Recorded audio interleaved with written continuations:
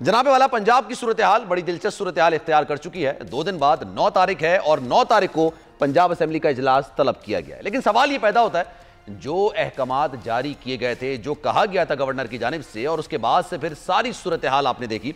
उसके बाद मामला अदालत में गया। 11 तारीख की अंडरटेकिंग पाकिस्तान तहरीक इंसाफ, या आप ये कह लें कि परवेज इलाही साहब की जानिब से काफली की नुमाइंदगी करते हैं, लेकिन वजीर आला पंजाब है, उनकी जानिब से जमा कराई गई और ये कहा गया कि जनाब 11 तारीख तक तो असेंबली तहलील नहीं की जाएगी। उसके बाद तहरीक इंसाफ के सरबराह इमरान खान साहब ने मुख्तलिफ शख्सियात से मुलाकात की और उस मुलाकात में उन्होंने कहा कि जनाब असेंबलियां तो तहलील की जाएंगी और 11 तारीख से पहले ही की जाएंगी और उसके लिए एतमाद का वोट भी लिया जाएगा। लेकिन कल परवेज इलाही साहब ने एक ऐसा ऐलान कर दिया, एक ऐसी बात कह दी जिससे यह अंदाजा होने लगा कि पंजाब में क्या पाकिस्तान तहरीक इंसाफ वर्सेस पीडीएम है या पाकिस्तान तहरीक इंसाफ वर्सेस काफ लीग है। क्योंकि जनाब परवेज इलाही साहब ने कहा है कि एतमाद का वोट नहीं लिया जाएगा। अगर एतमाद का वोट ले लिया जाता है तो इसका मतलब यह होगा कि गवर्नर का जो इकदाम है, जिसको हम गैर आईनी तस्वुर करते हैं, उसको हमने तस्लीम कर लिया है। अभी थोड़ी देर पहले पाकिस्तान तहरीक इंसाफ के सरबराह इमरान खान साहब की सरबराही में इजलास भी मुनक्किद हुआ। उसमें क्या फैसले हुए, क्या चीजें निकल कर आई, 9 तारीख को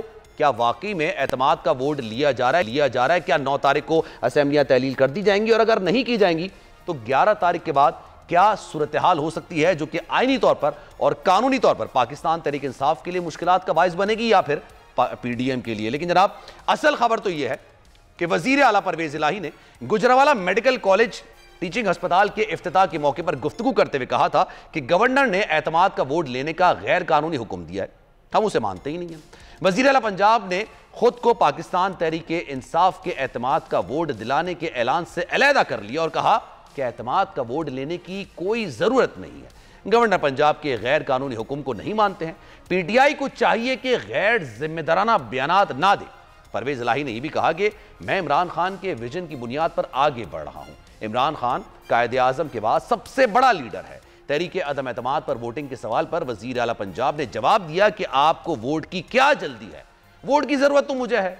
जो गवर्नर ने ऑर्डर दिया हम उसे मानते ही नहीं है, वो गैर कानूनी है, गैर आईनी है। अदम एतमाद का वोट लेना मतलब गवर्नर की बात मान लेना है और उसको आईनी शक्ल दे देना है।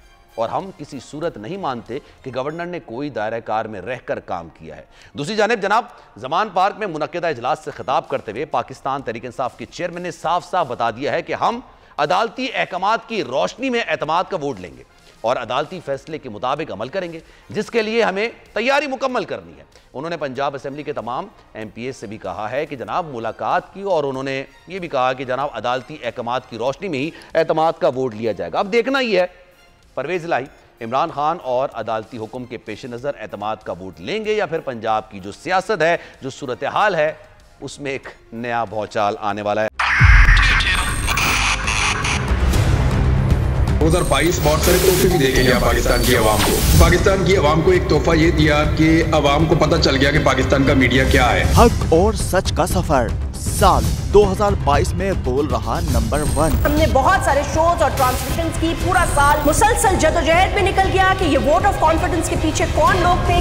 तोड़े रेटिंग के सभी रिकॉर्ड। सोशल मीडिया पर भी सबसे ज्यादा तेजी से 2.4 बिलियन व्यूज का संगे मील अबूर किया। एंकर्स को भी आवाम में सबसे ज्यादा मकबूलियत मिली और सोशल मीडिया पर भी बोल रहा सब पर भारी। सब्सक्राइब करें और बेल दबाएं ताकि कोई खबर रह न जाए।